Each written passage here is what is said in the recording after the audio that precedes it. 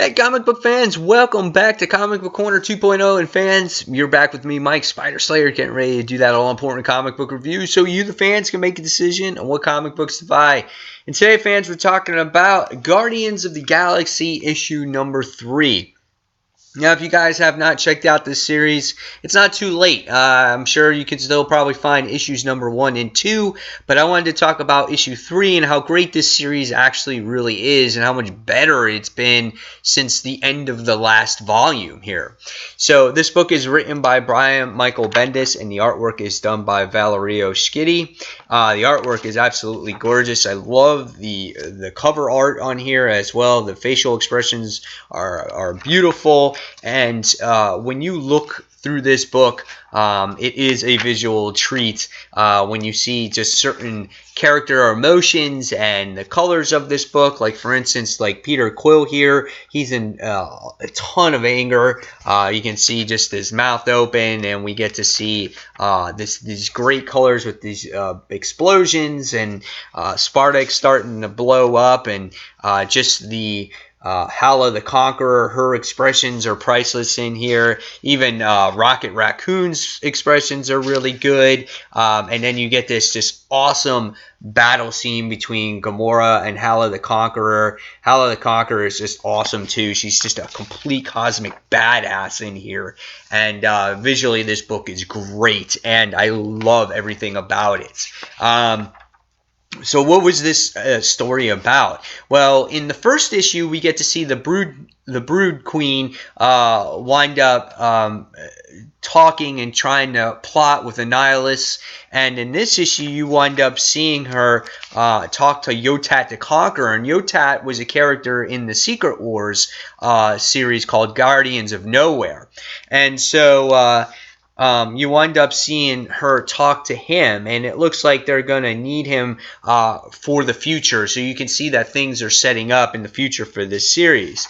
And then we were left cliffhanged in the last issue with Peter Quill in Spartak's orbit, where Hala the Conqueror put him in this capsule, and she wants him to witness the death or the destruction of 2 planets, Spartax and Earth, because she blames him for the destruction of her Kree planet.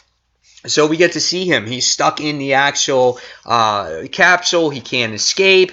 And in the meantime, we see our Guardians trying to survive the onslaught of Hala the Conqueror, as she just single-handedly blows up spaceships and cannons and all the defensive systems. She's just tearing the place apart.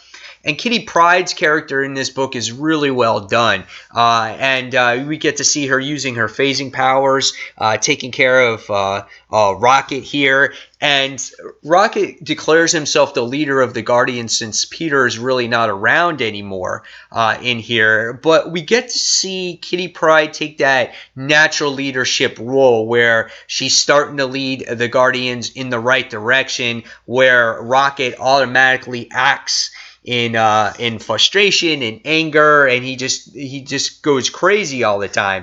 And Rocket was really funny because he's kind of like, well, who's leading this team? He's like, I'm the leader here. And she's like, okay, so go lead. And he's like, all right, that's fine, as long as we got that straight.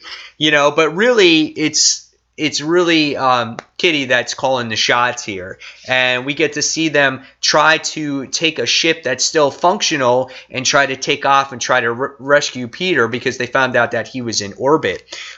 So what happens is Gamora tries to stall them time, and she was really beat up in the last issue. And you wind up seeing her come face to face with Hala, and you see this ultimate collide. You see one person start to fall, and the next thing you see is she's like, your cosmic warrior has fallen again. And she automatically goes after our heroes, but she's just a little bit late, as they broke the capsule apart and rescued Peter. And we can see that, or they rescued Peter, and she breaks the capsule apart, and you can see the frustration and anger on her face. And they take off in this spaceship, and that's the end of the book.